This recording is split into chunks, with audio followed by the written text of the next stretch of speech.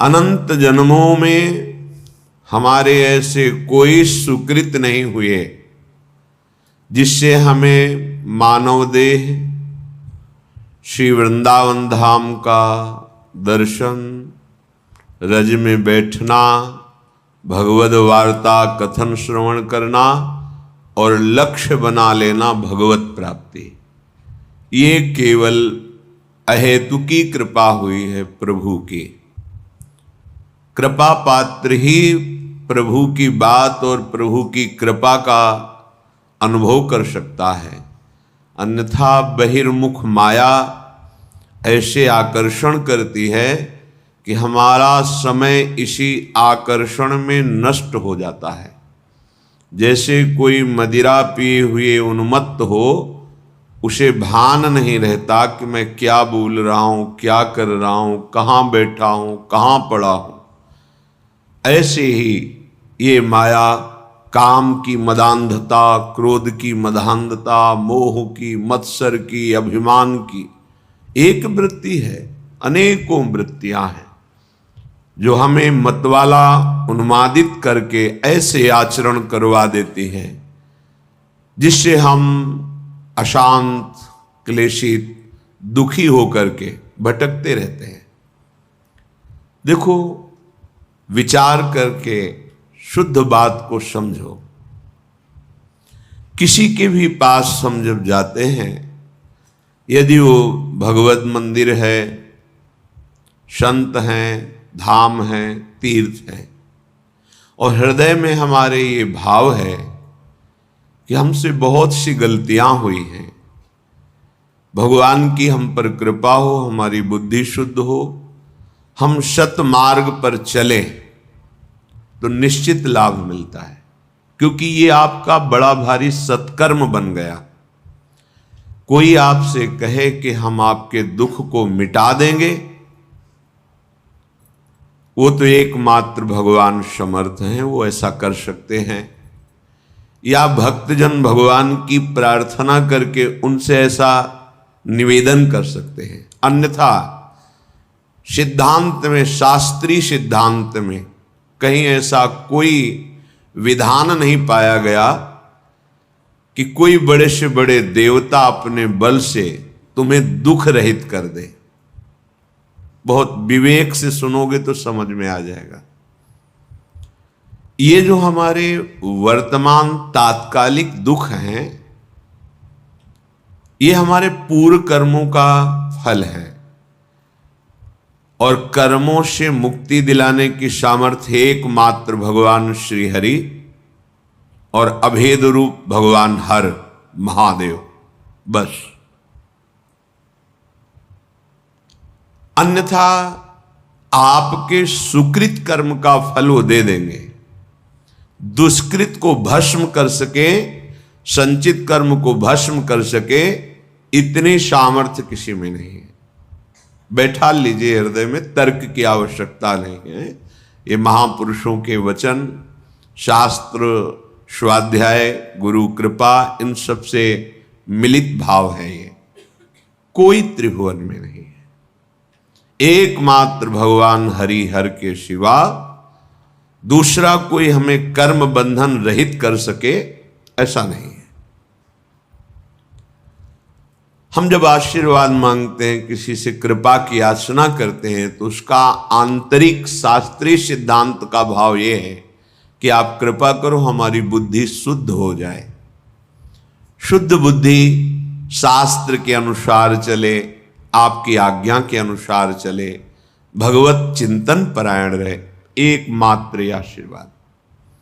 और ये मांगो या ना मांगो, संत महापुरुषों के हृदय में इस आशीर्वाद देने की पुलक रहती है। बिना मांगे वो आपको दे देंगे, बस आप स्वीकार कर लीजिए। और जो कहीं ये भ्रम हो कि नाना प्रकार के दुख सुख, नाना प्रकार के मान अपमान, लाभ हानि, ये और कोई मिटा देगा, तो भ्रम में मत पड़ना। आपका ज्ञान ही आपको इन द्वंद्वों से मुक्त करेगा, दूसरा नहीं। अगर ऐसा होता तो ऐसे सिद्ध महापुरुष हुए हैं ज्ञान में जो साक्षात चलते फिरते ब्रह्म रूप, और भक्ति में जिनके अधीन भगवान है। पर ऐसा देखा गया कि जो उन पर श्रद्धा करके उनकी आज्ञा का पालन करके साधना की, वही द्वंद्वों से मुक्त हो गए।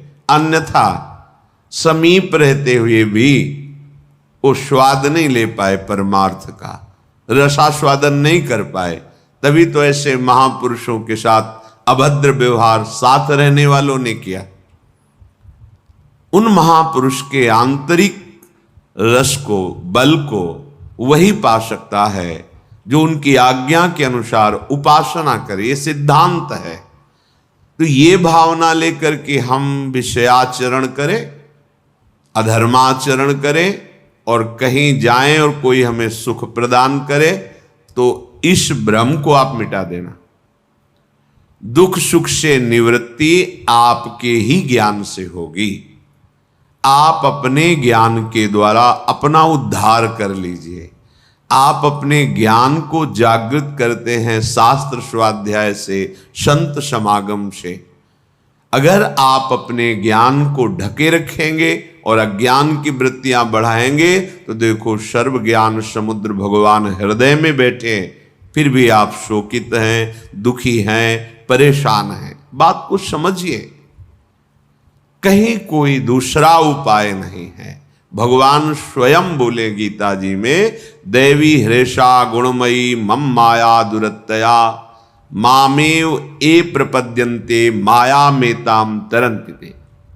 ये बात तुम्हारी समझ में नहीं आ रही कि एकमात्र कह रहे हैं मामेव ये प्रपद्यन्ते।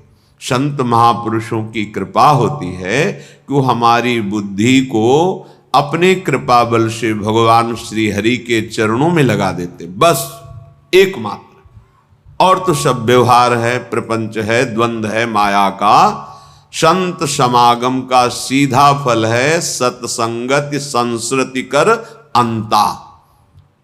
आवागमन, जन्म मृत्यु, दुख सुख, लाभ हानि, ये जो संस्कृति चक्र है, इससे हम मुक्त हो जाएं तो संत कृपा हमारी बुद्धि को प्रभु चरणारविंद में लगा देती है। ये बात होती है। हम सोचें कि कोई विषय सुख, इसीलिए जो मानाभिमानी जन होते हैं, विषय सुख आकांक्षी होते हैं, 4 दिन उनकी श्रद्धा दिखाई देती है, इसके बाद गायब हो जाती है।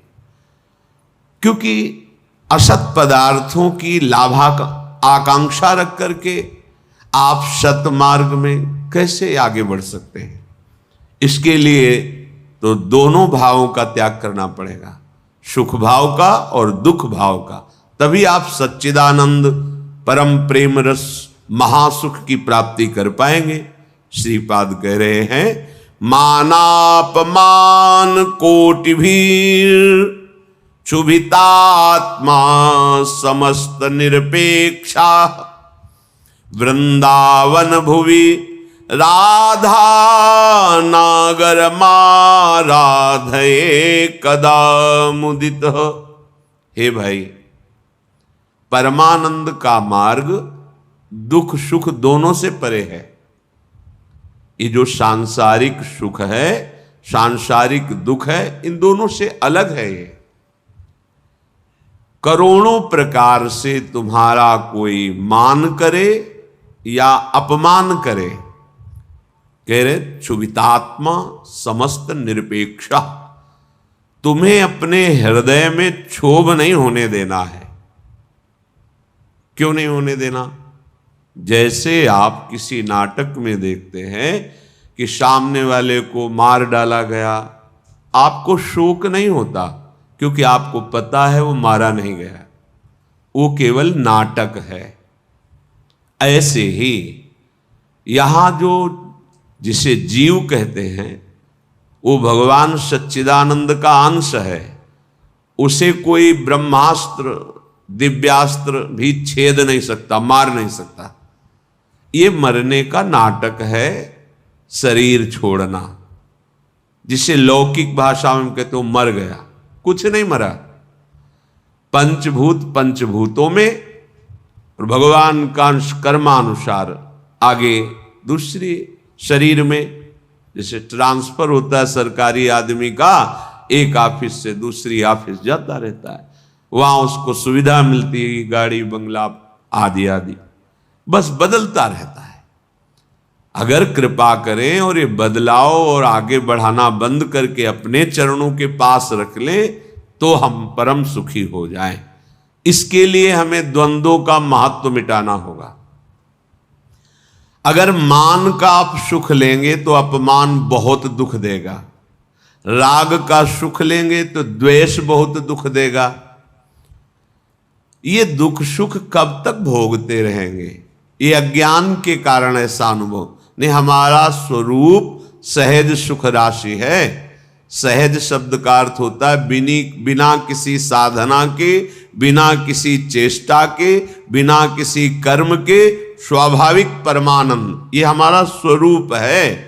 जो हमको किसी क्रिया से सुख प्राप्त होता है वो सात्विक सुख होता है, भगवदानंद नहीं। भगवदानंद स्वाभाविक है, सहज है। इसीलिए हमारी लाडली जू का एक नाम है सहजानंद वर्षिणी, सहज में आनंद की वर्षा करने वाली। अब ये सहज शब्द से हमारा परिचय नहीं तो लगता है बिना क्रियाओं से क्या हो जाएगा। जैसे कोई कहता है कि क्रियाओं से क्या हो जाएगा, हमने विचार करके देखा है सत क्रियाओं से बुद्धि पवित्र होती है, असत क्रियाओं से बुद्धि गंदी होती है। गंदी बुद्धि का गंदा निश्चय होता है, पवित्र बुद्धि का दिव्य निश्चय होता है। बस इतना हुआ क्रियाओं से। और बुद्धि का जब परमात्म स्वरूप में निश्चय होता है तो बुद्धि बुद्धि नहीं रह जाती, वो कृष्णाकार हो जाती, भगवदाकार हो जाती। यहीं से परमानंद की अनुभूति प्रारंभ होती है। जो क्रियाओं से बुद्धि को पवित्रता मिलती है वो साधु समागम से एक क्षण में मिल जाती है। विश्वसनीय श्रद्धावान एक क्षण में अपनी बुद्धि को उतना पावन कर लेता है जो बहुत वर्षों तक तीर्थ और सत्क्रियाएं की जाएं तब बुद्धि पवित्र होती। वो साधु समागम से एक क्षण। इसीलिए व्रतानि यज्ञ छंदांसि तीर्था नियमा यमा यथा वरुंधेत सत्संगा सर्वसंगोपहो हिमाम। सत्संग के बराबर किसी को नहीं रखा गया। व्रत नियम तीर्थयाटन वेदों का स्वाध्याय दान पुण्य ये सब एक तरफ और साधु समागम एक तरफ। एक क्षण में बुद्धि को इतना पावन कर दे कि वो प्रभु प्यारे लगने लगे, अपने दोष अपने को चुभने लगे, असहनीय हो जाए। ये साधु समागम का ये आशीर्वाद है, ये कृपा है, ये फल है। मांगने की जरूरत नहीं है। आप श्रद्धा विश्वास पूर्वक साधु समागम करें तो ये आपके अंदर आने लगेगा। देखो परम साधु श्रीपाद प्रबोधानंद जी कहे मानापमान कोटि भीर, करोड़ों प्रकार से तुम्हारा कोई मान कर। ये बिल्कुल ऐसा ही नाटक है जैसे सिनेमा में आप देखते हैं, बिल्कुल ये माया का सिनेमा है। ना मान की यहां सत्ता है ना कोई अपमान की सत्ता है। पीछे जन्म में हमारे कितने दुश्मन थे, कितने मित्र थे, कितना परिवार था, कितना बैंक बैलेंस था, कितना हम ग्रेजुएट थे, सब खत्म। अगर भगवत प्राप्ति नहीं तो इस जन्म का भी सब खत्म प्रयास। तो ऐसा खेल खेल रहे हैं कि वो सब खत्म हो जाता है, फिर नया। तो ऐसा खेल खेलो जो खत्म न हो। वो क्या है? भगवद स्मरण, भगवद आश्रय, प्रभु की आराधना। मानापमान कोटि भी रक्षु। ये जो हमारे अंदर क्षोभ पैदा होता है किसी भी विषय से, ये अज्ञान से होता है, ये किसी के आशीर्वाद से नहीं मिटेगा। बड़ा आश्चर्य लगता है कि समझते नहीं। आप आशीर्वाद दे दो हमारा मन शांत हो जाए, कोई आशीर्वाद नहीं है। भ्रम में मत फंसना, बात समझना पड़ेगा। आपको विवेक के द्वारा आपको अपनी बात काटनी पड़ेगी, तब आपको शांति मिलेगी। तात्कालिक शांति, जैसे कोई बहुत थका हुआ पथिक आया, वातानुकूलित कक्ष में बैठ गया तो उसको तात्कालिक शांति मिलती, लेकिन स्थायी नहीं। ऐसे ही आप संसार से भटकते हुए, जले हुए, अशांत आए, संत महात्माओं के दर्शन की सभा में बैठे, आपको एक शांति मिली। स्थायी नहीं है ये। स्थायी तब होगी जब उनकी बात मानकर आप अपनी बुद्धि को उस मार्ग में चलाएंगे। ये प्रभाव तात्कालिक है। आपको ये जो आनंद की अनुभूति, एक शांति, एक विशेषता, ये प्रभाव है यहां का। लेकिन ये प्रभाव स्थायी बना रहे असंभव, क्योंकि त्रिगुणों का चक्र चलता रहता है। सतोगुण, रजोगुण, तमोगुण, ये हृदय में चलता रहता है। जब तक आप उपासना के द्वारा त्रिगुणातीत नहीं हो जाते, तब तक ये प्रभाव स्थायी मत मानना। आंसू आ सकते हैं, रोमांच हो सकता है, तो प्रेम लक्षणा भक्ति थोड़ी हो सकती है। वो तात्कालिक सतोगुण का प्रभाव है आपके यहां। ऐसे वायुमंडल में बैठे हैं कि आपको भागवतिक आनंद की अनुभूति होगी।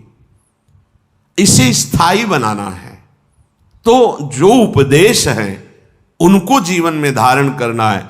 वो आचरण, भगवत स्मरण, भगवत सेवा, भगवत चरणारविंद का आश्रय, ये आपको त्रिगुणातीत करेगा। जब आप त्रिगुणातीत होंगे, किसी गुण का प्रभाव नहीं पड़ेगा, तब एक रस स्थिति आएगी। फिर ये प्रभाव आप विषयी पुरुषों के बीच में बैठ करके भी स्वाद लेंगे इसी आनंद का। आप 1 महीने सत्संग सुन रहे, आपका मन विषयों का त्याग करता चला जा रहा है, प्रभाव पड़। ये विश्वसनीय नहीं है, बात समझ लेना। जहां कुसंग हुआ तहां ऐसे करेगा हाथी का स्नान जैसा। अरे बहुत, एक बार गिरे गया, वो वहीं ले जाएगा। पूरे जीवन सतमार्ग का सावधानी पूर्वक अनुसरण, तब जाके द्वंद्वातीत स्थिति आती है, माया पर विजय प्राप्त करता है। ये जो क्षोभ होता है, किसी भी कोई बोल दिया,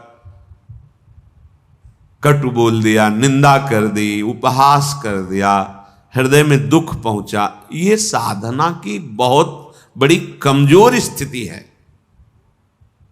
एक बार एक महापुरुष गंगा के उनके पास, तो उन्होंने कहा कि भेष रंगा के, सीधे साधे गांव की भाषा, भेष रंगा के व्यवस्था की चक्कर में अगर पड़ेगा साधु, बुजुर्ग महापुरुष थे, तो फिर साधुता ही क्या हुई। जब हमारा कोई अपमान करे, कोई गाली दे, कोई निंदा करे, हमारे हृदय में उसका फर्क ना पड़े। जैसे हम नाटक में देखते हैं, तो देख रहे हैं लेकिन पता है झूठा है, असत्य है। ऐसे ही ये नहीं कि भान नहीं हो रहा, भान हो रहा है कि गाली दे रहा है, ये अपमान का, पर उसका अस्तित्व तो नहीं है, वो असत्य वार्ता है, उसकी कोई सत्ता नहीं। जिसकी सत्ता नहीं, उसको जब हम सत्ता देते हैं तो हमारा हृदय दुखी हो जाता है। कह रहे क्षुभितात्मा समस्त निरपेक्षा, इसलिए इन समस्त द्वंद्वों से निरपेक्ष होना है। कैसे? बोले इसी मृत्यु लोक में बहुत सुंदर करुणा करके प्रभु ने उपाय रखा है। क्या? वृंदावन भूमि, वृंदावन भूमि में आओ, दर्शन करो। यहां बहुत सामर्थ्य है हृदय के परिवर्तन करने की, अलौकिक दिव्यता है। राधा नागर माराधे कदा मुदिता, किशोरी और किशोर जी की आराधना में तुम ऐसे आनंद को प्राप्त होगे कि ये कोई भी मान अपमान, दुख सुख, जन्म मृत्यु, ये तुम्हें व्यापेंगे नहीं। आओ वृंदावन का आश्रय लो, वृंदावन के रसिकों का संग करो, तो राधा नागर की आराधना बनने लगेगी। कैसे? शरीरम श्री वृंदावन भुवि सदा स्थापय, मनः सदा पार्श्वे वृंदावन रसिकयोर न्यस्य भजने, वचस्तत् केलीना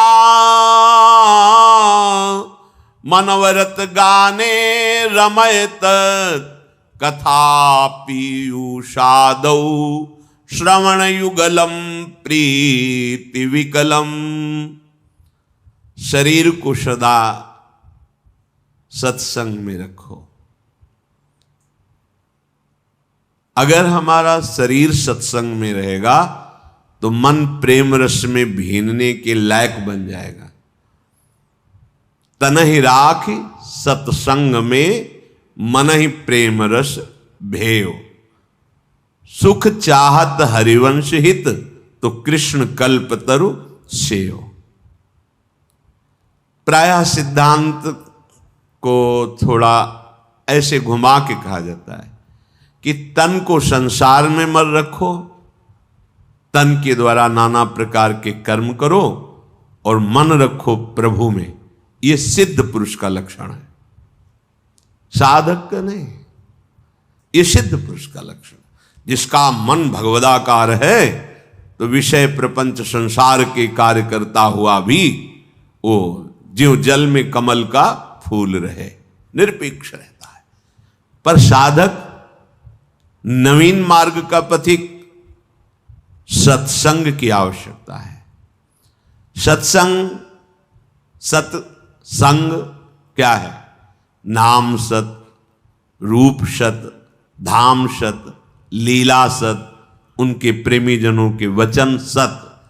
इस पे हैं आप, तो सत्संग में हैं आप। धाम का चिंतन चल रहा है, प्रभु के नाम का जब चल रहा है, रूप का ध्यान चल रहा है, लीला गुण का कथन श्रवण कर रहे हो। कथा पीयूषादौ श्रवण युगलम, अपने दोनों कानों से युगल चंद श्यामा श्याम की कथा, गुण लीला चरित्र, इनका हम पान कर रहे हैं। ये देह वृंदावन रज से युक्त है, वृंदावन का आश्रय है, तो स्थापय मना सदा पार्श्वे, हमारा मन सदैव प्रियालाल के पार्श्व में, समीप में विराजमान रहेगा। मन ही प्रेम रस भयो। देखो, साधक की ऐसी स्थिति नहीं होती कि वो विषय सानिध्य में मन को प्रभु में रख सके। ये विषय का स्वभाव होता प्रमथनशील, व्याकुल करके, उन्माद पैदा करके मन और इंद्रियों को अधीन करता है। विषय पहले, फिर जब मन ही अधीन हुआ तभी तो क्रिया में उतरा। लेकिन सिद्ध पुरुष की ऐसी स्थिति नहीं होती। एक बार विदेहराज जनक से किसी महात्मा ने पूछा कि आप तो पूरा राजकाज संभालते हैं, पूरा रजोगुण का वैभव है, राजसी वैभव, आप विदेह कहे जाते हैं, कैसे विदेह? उन्होंने कहा कि ठीक, किसी समय बताएंगे, अभी तो अंदर से नहीं आ रही प्रेरणा, बताएंगे। क्या जनक जी उसी समय नहीं बता सकते? बता सकते थे, पर जब उससे प्रमाण के सहित तब पता चलता है। जाओ, आज प्रसाद पाकर शयन करो, प्रेरणा होगी हम बता देंगे। शयन कक्ष में बड़ी सुंदर राजा की सैया जैसे महात्मा को शयन कराया। अर्धरात्रि में रानी से कहा, जाओ, आज्ञा है, शयन करो जाके उनके साथ। जेवी देखा स्त्री तो बड़े संयमी महात्मा थे। वो जितना इधर शकील थे और नजदीक, दीवाल की तरफ मुंह करके समय व्यतीत किया। सुबह आए, बड़े गुस्सा से बोले, ये क्या तरीका है आपका? जानते हो हम संत हैं। फिर तो क्या हुआ महाराज? शायद वो आपकी पत्नी ही थी, सैया में जाके लेट गई। फिर क्या हुआ? फिर हम शकीलते गए। फिर क्या हुआ? जब दीवाल मिली तो उधर मुंह करके पड़े रहे। फिर कोई आपको परेशानी नहीं हुई? बोले हमने पीछे फिर देखा ही नहीं, दीवाल की। तो तुमने उस शरीर को दीवाल क्यों नहीं मान लिया?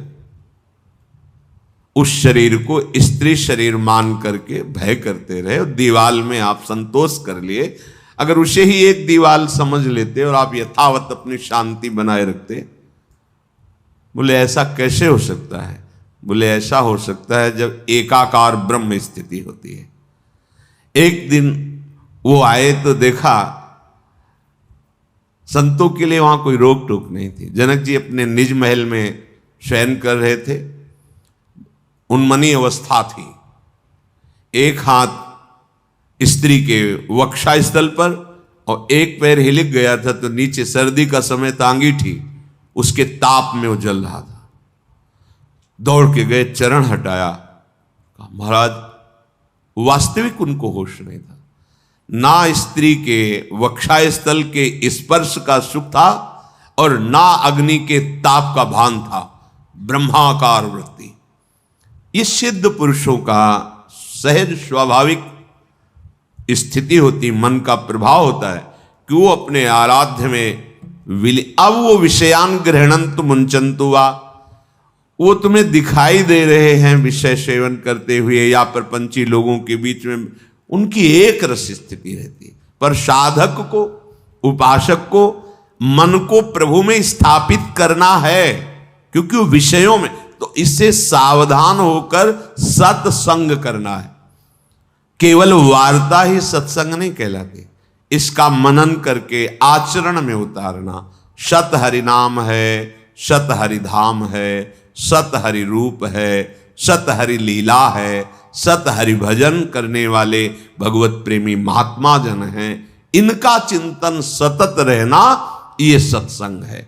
तो सतत तभी रह सकता है जब तन ही राख सत्संग में, तन को अधिक से अधिक सत्संग में रखा जाए।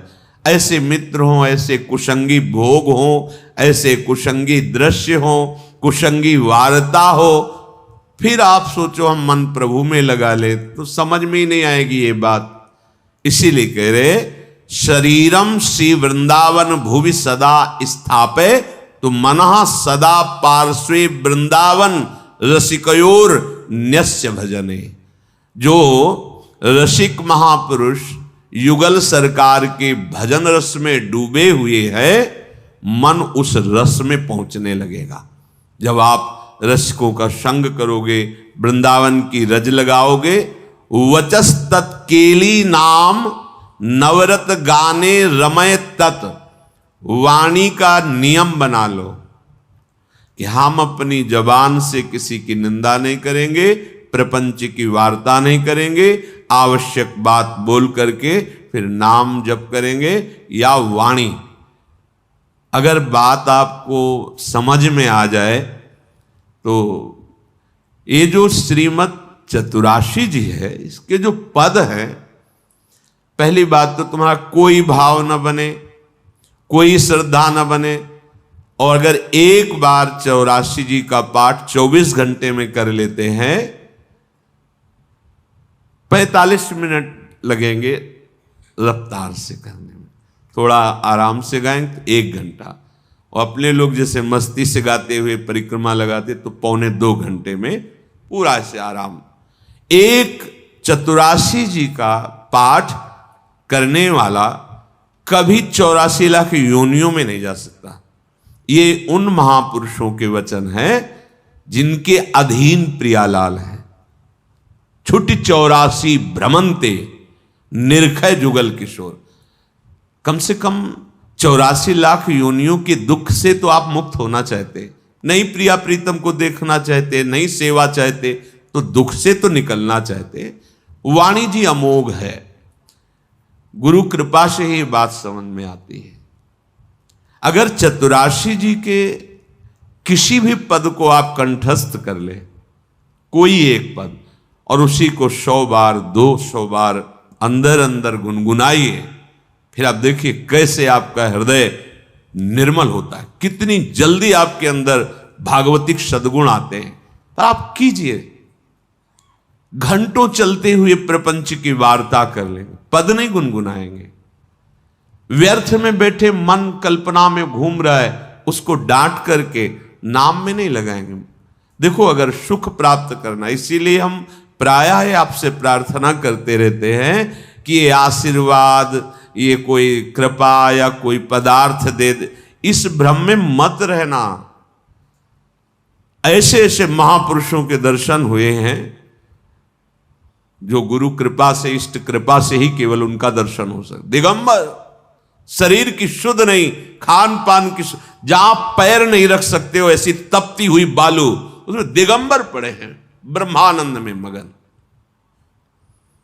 आप जब तक अपने आप को सतमार्ग में नहीं लाएंगे, भजन में नहीं लाएंगे, असत मार्ग को त्यागेंगे, कोई सुखी नहीं कर सकता, कोई सुखी नहीं कर सकता। ये बात अंदर बैठा लो। कौन काहू के सुख दुख कर दाता, निज कृत कर्म भोग सुन भ्राता।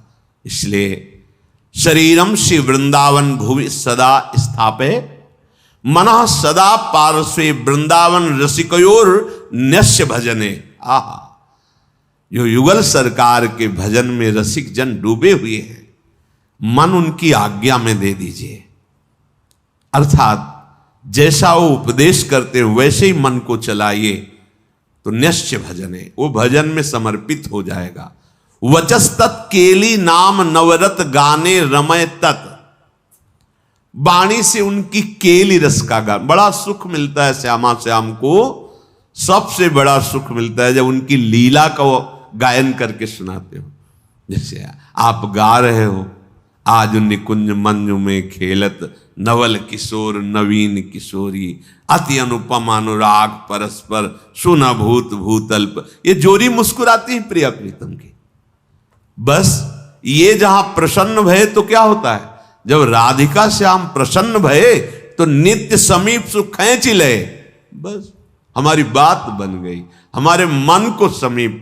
तो किशोरी मात मानम किमे सुकुमारी नुकले, श्री लाडली जी के समीप उनकी सेवा की भावना और भाव देह दोनों प्राप्त हो जाता है। जब लाडली जी घसीट लेती है तो सेवा की भावना और सेवा जिससे संपादित होती, वो देह, जो सेवा संपादन की देह है, वो सच्चिदानंद है, पार्थिव देह नहीं, जन्म मरण वाला मलमूत्र बनाने वाला शरीर नहीं, चिदानंद देह। तब वो देख पाता है, जो यहां श्रीपाद के सदा पार्श्वे, वो देख पाता है अपनी प्राणेश्वरी स्वामिनी के पार्श्व में विराजमान। कैसा अद्भुत सुख। पर वचस्तत् केली नाम नवरत, नवीन नवीन सुख का अनुभव होना चाहिए, तभी मानना हृदय निर्मल हो। एक पद को 100 बार गा रहे तो हर बार आपको नया रस मिल रहा है। नाम जब के हर बार नया सुख मिल रहा है नाम से। राधा राधा राधा, हर बार एक नया अनुराग पैदा हो रहा है नाम के प्रति, नई आसक्ति पैदा हो रही है। कथा पीयूषादौ श्रवण युगल प्रीति विकलम, जब आप प्यारे जो की रूप माधुरी, गुण माधुरी, लीला माधुरी सुनेंगे तो कह रहे प्रीति विकलम, निश्चित ऐसे प्रेम विह्वल कर देने वाली वृत्ति पैदा होगी। ये काम क्रोध लोभ मोह मद मत्सर, ये राग द्वेष मान अपमान दुख सुख, ये छू ही नहीं जाएगा।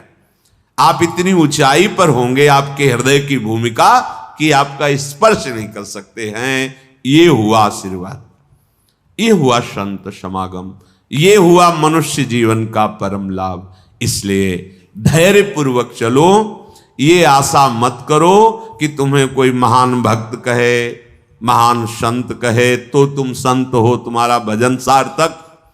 कोई तुम्हें पाखंडी कह दे, गाली दे दे, निंदा कर दे, तो भजन का हमें कोई फल ही नहीं मिला, क्योंकि लोग गालियां दे रहे। देखो हमें भजन का फल मिला क्योंकि लोग प्रणाम। ये माया का आखिरी अस्त्र है। कंचन कामिनी कीर्ति, सब रूपों में भगवान इतने रूपों में आके हमें दर्शन दे रहे, दुलार कर रहे, हमें उनके चरणों में प्रणाम करना। मेरे प्रभु इतने रूप धारण करके प्यार कर रहे, भावना अपनी कहीं अहम जनित ना हो जाए कि मैं साधक हूं, मैं भजनानंदी महात्मा हूं, मुझे लोग नमस्कार करते प्रणाम करते, फिर मार्ग आगे का रुक जाएगा। इसलिए कह रहे निरपेक्षः, समस्त निरपेक्षः, ए नमस्कार प्रणाम, नाना प्रकार की प्रशंसा या कोई आश्चर्यजनक सिद्धियां तुम्हारे अंदर आ रही, सबसे निरपेक्ष रहो, इनका प्रयोग मत करना। तभी तुम श्री जी की सेवा का अधिकार, जो सच्चिदानंदमय जीवन है, वो तुम्हें प्राप्त हो जाएगा।